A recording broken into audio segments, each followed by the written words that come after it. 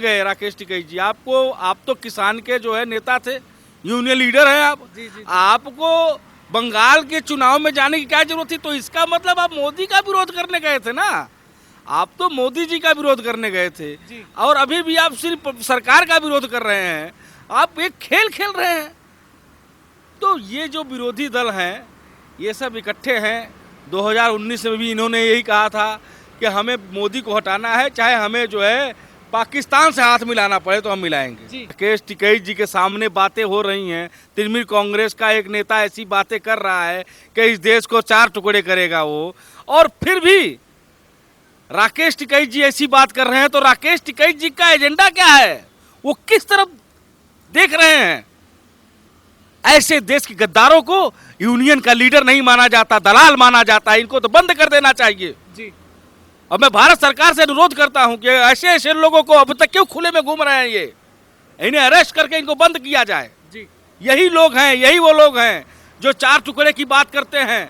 ये टुकड़े टुकड़े गैंग, ये तो खुद देखना पड़ेगा। ये राकेश टिकैत कोई किसान नहीं है जी। अब किसान होते तो किसान वाली बात करते, बम और बारूद वाली बात नहीं करते हो। जी। मेरे देश का किसान बम और बारूद की बात नहीं करता है। हर कंधे पर जुआ लेकर के खेत में काम करता है और अपने फसल को मजबूती से उगाता है, उगा करके मार्केट में लेके जाता है, बेचता है, कमाता है, अपना परिवार चलाता है, अपना संसार चलाता है जी। इनकी तरह राजी उल्टी सीधी गंदी राजनीति नहीं करता। मोदी जी तो हमारे देश के तीसरे नंबर के नेता हैं वर्ल्ड में। आज से पहले कभी ऐसा हुआ? हमें गर्व करना चाहिए कि हमारे देश का प्रधानमंत्री, जिसके लिए ये लोग 2014 में कहते थे अरे मोदी जी को विदेश नीति नहीं आती, और जब मोदी जी 2014 में चुनाव जीत करके आए तो उन्होंने सबसे पहला अपना काम विदेश नीति को अपनाया, और वो विदेश नीति की ही देन थी। धारा 370 विदेश नीति की ही देन थी। अभिनंदन को 48 घंटे में दिल्ली में वापस। अभी उपचुनाव हुआ है बीच में दिल्ली प्रदेश में। अरविंद केजरीवाल जी ने जगह जगह पोस्टर लगाए हैं कि आम आदमी 4 बीजेपी 0। अगर बीजेपी वाले अब कहते कि ईवीएम हैंग हो गया, अरविंद केजरीवाल जी ने ईवीएम हैंग करवा दिया, तो अरविंद केजरीवाल जी मानेंगे? नहीं मानेंगे ना। तो इस देश में यही हो रहा है। जब देश आज़ाद हुआ 1947 में तो 14 वोट पड़े थे किसको? वल्लभ भाई पटेल को। जी। सरदार वल्लभ भाई पटेल को पड़े थे। उनको प्रधानमंत्री बनने का था, लेकिन उनको नहीं बनने दिया गया, नेहरू जी को बनाया गया। क्यों बनाया गया? तो ईवीएम तो उसी टाइम हैंग कर लिया था इन लोगों ने। संविधान क्या गला तो उसी दिन घोट दिया था इन लोगों ने। आज ये संविधान की दुहाई देते हैं। सब सोचने की बात है। दिन के अंदर अंदर जम्मू कश्मीर से 370 हटाया, जो वादा था। ये लोग पहले कहते थे अरे क्या कर पाएंगे, ये क्या कर पाएंगे, तब 370 पे हाथ नहीं लगा सकते। 90 दिन के अंदर अंदर 370 हट चुका है। जी। राम मंदिर भी बन चुका है, देख लीजिए। जी। जो पार्टी ने कहा था वो करके दिखा रही है। तो ये राकेश टिकैत हैं, अब कह रहे हैं कि दिल्ली में दोबारा किसानों को घुसना होगा, बैरिकेड तोड़ने होंगे। क्या दोबारा हिंसा करवाना चाहते हैं जो पहले हो रहा था? इनकी सोच और इनकी विचारधारा यही है कि हमें उत्पात करते रहना है, लोगों को गुमराह करते रहना है। जी। जितने भी हमारे किसान भाई हैं, जितने भी आम जनता है, उसे परेशान करना ही करना है। राकेश टिकैत जी ने ये पहले से उनकी जो है, जैसे कि लोग गुंडागर्दी करते हैं तो सुपारी देते हैं, ये भी किसी से सुपारी ले चुके हैं भाजपा को बदनाम करने की। जैसे बंगाल में गए, 1.5 दिन भी नहीं टिक पाए, वहाँ से भाग आए। उन्हें पता लग गया कि यहाँ हमारी दाल गलने वाली नहीं है। वहाँ के लोग सब जागरूक हैं। अब वो दिल्ली में आकर के जो ये बोल रहे हैं कि फिर से हमें बैरिकेड तोड़ना पड़ेगा, तो वो सिर्फ देश को गुमराह करना चाहते हैं। उनके मन में सिर्फ यही बातें हैं कि हम जनता को कैसे गुमराह करें, जनता को कैसे, किस तरीके से जनता को अपने पाले बनाएं। लेकिन जनता तो जागरूक है, समझदार है, वो सब जानती है ये खेल कहाँ से खेला जा रहा है और इस खेल के पीछे किसका बहुत बड़ा हाथ है। जी, वो जनता अच्छी तरह समझ रही है। और अब तो भूल जाइए, वो तो 26 जनवरी का टाइम था। इन्होंने जो किया पूरा देश देख रहा है और पूरा देश थूक भी रहा है इनके ऊपर। जी, देश पूरा थूक रहा है इनके ऊपर, क्योंकि इन्होंने यही काम अगर कहीं बगल पड़ोसी हमारा देश है पाकिस्तान में किए होते तो हमारा सर फक्र से ऊंचा होता। लेकिन ये अपने घर में लाल किले पर जाकर के खालिस्तानियों के साथ मिलकर के झंडा लहराए, तो ये लोग कहाँ से मिले हुए हैं, कहाँ से काम कर रहे हैं, ये जनता को पता है, जनता इसका अपने आप इनको जवाब देगी। जी सर, क्या अब राकेश टिकैत दोबारा जो किसानों को भड़का कर, जैसे कि 26 जनवरी को कांड किया था, उसके बाद भी लगातार इनके बयान निकल के आते रहे हैं कि हम 40 लाख ट्रैक्टर लेके संसद को घेरेंगे, हम संसद के बाहर खेती करेंगे, तो आखिर करना क्या चाहते हैं राकेश टिकैत जी अब? ये और कुछ नहीं कर पाएंगे अब, ये खाली लोगों को गुमराह करना चाहते हैं। जी। ये खाली अब इनकी लाल किले पे क्या पहुंचने की औकात है कि 7 पीढ़ियां आ जाए, लाल किले नहीं पहुंच सकते ये। जी। अब ये बस यही करेंगे, खाली हवाई मीडिया में बने रहने के लिए, जी जी जी। मीडिया में बने रहने के लिए कुछ ना कुछ बोलते रहेंगे, बाकी ये कुछ कर नहीं पाएंगे। अब ये संसद नहीं पहुंच पाते, संसद क्या दिल्ली की सड़कों पर अभी जल्दी नहीं पहुंच पाएंगे, क्योंकि जनता जानती है पहली बात तो अब दिल्ली की जनता इन्हें पत्थर मारेंगी, क्योंकि ये जिस तरीके से खेल खेल रहे हैं, एक ध्रुवीकरण का खेल खेल रहे हैं, लोगों को गुमराह करने की ये जो है साजिश रच रहे हैं कि जनता गुमराह हो। सर, अभी देखा गया कि एक जगह पंजाब में कुछ किसानों ने बीजेपी के नेता को बुरी तरीके से पीटा, उसका ऑफिस तोड़ा, तो इसको किस तरीके से देखते हैं? क्या देश का किसान अब यही करेगा क्या? असल में किसान जो किसान के रूप में बहरूपीय कर रहे हैं जो मैं यही कहना चाहता हूँ, किसान वो नहीं थे जो एक नेता को, एक प्रतिनिधि को गाली दें, पीटें, उसके ऑफिस में तोड़ फोड़ करे। किसान तो हमारा खेतों में काम कर रहा है, गेहूं की कटाई है, और वो कहाँ इस टाइम पे, उसके पास टाइम कहाँ है? ये सब गुंडे लोग हैं जी, बदमाशी कर रहे हैं, खाली बीजेपी को बदनाम करने के लिए ये साजिश है। सर, राकेश टिकैत ने एक जगह महापंचायत में कहा है कि अब ट्रैक्टर पर तोप लगा के किसान आ जाएं, अब एक खाट भी लेते आए, लड़ाई अभी लंबी है, तो आखिर क्या साबित करना चाहते हैं? ट्रैक्टर पर तोप लगा कर आ जाए, क्या मतलब है इस चीज़ का? ये तो वही बात बोल रहे हैं, जैसे एक हमारे वहाँ पाकिस्तान में है ना, एक पड़ोसी देश में, वो भी तोप की बातें करता है आए दिन, तो ये भी उसी के एजेंट हैं। ये तोप लेकर के कहाँ जाएंगे? ये तोप लेकर के खुद अपने पंजाब या जो है हरियाणा में खुद निकल के दिखा दे तो पता लग जाएगा। जी।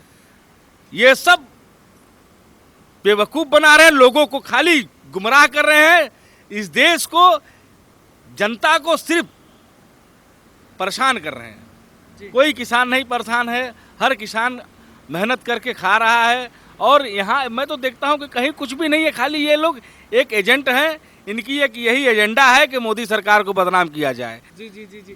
राकेश टिकैत अपने आप को किसानों का मसीहा बन रहे हैं, पर एक बार भी उन्होंने जब बंगाल गए तो वहाँ के किसानों के हित की बात नहीं करी। वहाँ पर जब किसानों को किसान सम्मान निधि से प्राप्त होने से ममता बनर्जी ने रोक रखा है, जो केंद्र की स्कीम है वो किसानों तक नहीं पहुँच पा रही है, जिसमें किसानों को 6-6 हज़ार रुपये मिलते हैं, उस पर राकेश टिकैत ने एक बार भी ममता बनर्जी पर सवाल नहीं उठाया। राकेश, देखिए, कह तो रहा हूँ कि ये एक एजेंट हैं, चाहे तृणमूल कांग्रेस के समझिए, चाहे कांग्रेस पार्टी के समझ लीजिए, ये एजेंट हैं। ये खाली भारत सरकार को बदनाम करने की साजिश रच रहे हैं, और बाकी इनके अंदर में कोई इनके साथ कोई किसान नहीं है। इनके साथ खाली वही हैं जो 4 पैसे खा करके पीछे लगे रहेंगे। जी। किसान हमारे देश का ये काम, ये कर्म नहीं करता है। जी, हम तो साफ जानते हैं, और ये पूरी दुनिया जानती है। राकेश टिकैत का कोई वजूद नहीं है, अपना मुंह पीट के लाल कर रहे हैं। पंजाब में गए, बंगाल में गए, 1.5 दिन नहीं चल पाए वो वहाँ पर, क्योंकि लोग उनको जानते हैं कि ये कौन सी विचारधारा के लोग हैं। आज तक यही तो किया है इन लोगों ने।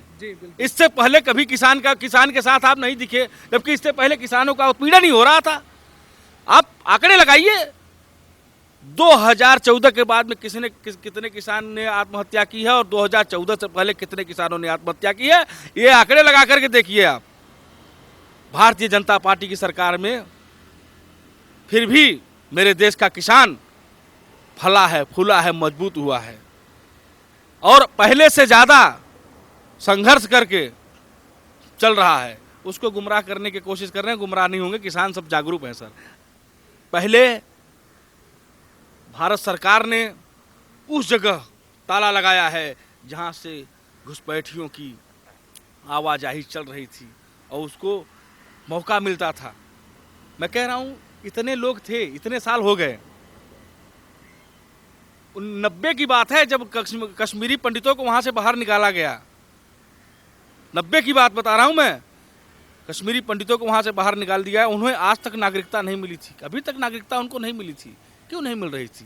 क्योंकि उनकी विचारधारा यही थी। खुद ये कांग्रेस पार्टी, ये बाकी के लोग समझते क्यों नहीं इस बात को जी? कि हिंदुओं को वहां नागरिकता नहीं मिलेगी, मुसलमानों को नागरिकता मिलेगी। ये कहाँ का सोच है? ये कैसा, इस देश में ये हो क्या रहा था जी? ये सोचने वाली बात है जी। कि जम्मू कश्मीर में मुसलमानों को नागरिकता मिल जाएगी। वहां का कानून, वहां पर हमारे देश का कोई संविधान नहीं चलता था। हमारे पैसे से जम्मू कश्मीर चलता था, लेकिन हमारे संविधान को नहीं मानते थे। हिंदुस्तानियों समझो इस बात को, तुम्हारे पैसे से जम्मू कश्मीर चलता था। वो जो फारूक अब्दुल्ला जी हैं, आए दिन बोलते रहते थे हमारे पैसे से जम्मू कश्मीर चलता था, वो चलते हैं, और हमको ही नागरिकता नहीं मिलता था। सोचो, जब तक आप लोग सोए रहोगे, ये लोग हमारे छाती पर बैठ के तांडव करेंगे। आज आप जागे हुए हो, आपके जागरूकता की ही देन है कि जम्मू कश्मीर से कुछ अलगाववादी और आतंकवादी भाग चुके हैं और भाग रहे हैं। लाठियां पड़ेंगी उनके ऊपर, बहुत लाठी मारे हो देश के जवानों को, अब पड़ रही है, समझ में आएगा। और धीरे धीरे मेरे देश में जितने भी कश्मीरी पंडित थे उनको वहाँ घर मिल गया, अब वहाँ धीरे धीरे बस रहे हैं। जो हमारे 250 दलित थे, जो आज 2.5-3 लाख हो चुके हैं, उनको भी वहाँ पर जो है उनको नागरिकता मिल चुकी है। जो 40% 30% वहाँ पर जो है इस्लामिक सोच की विचारधारा के लोग थे, उनको भी ठिकाने पर लाया जा रहा है कि आप सुधरिए, भारत के प्रति सोचिए, राष्ट्र के प्रति सोचिए। और नहीं सोच सकते हैं तो बाबा साहब जय भीम जय मीम की बात करते हो, तो बाबा साहब अम्बेडकर का संविधान देख लीजिए। बाबा साहब अम्बेडकर जिस संविधान की ये लोग दुहाई भी बहुत देते हैं, संविधान को किसने छेड़ा? कभी बाबा साहब अम्बेडकर ने, मैं वो बात बोलना नहीं चाहता हूँ, सच्चे राष्ट्रभक्त थे तो बाबा साहब अम्बेडकर जी थे उस टाइम पे। और वो संविधान में देखिए उसमें लिखा क्या था। क्या कांग्रेस पार्टी उस संविधान को क्यों छेड़ा?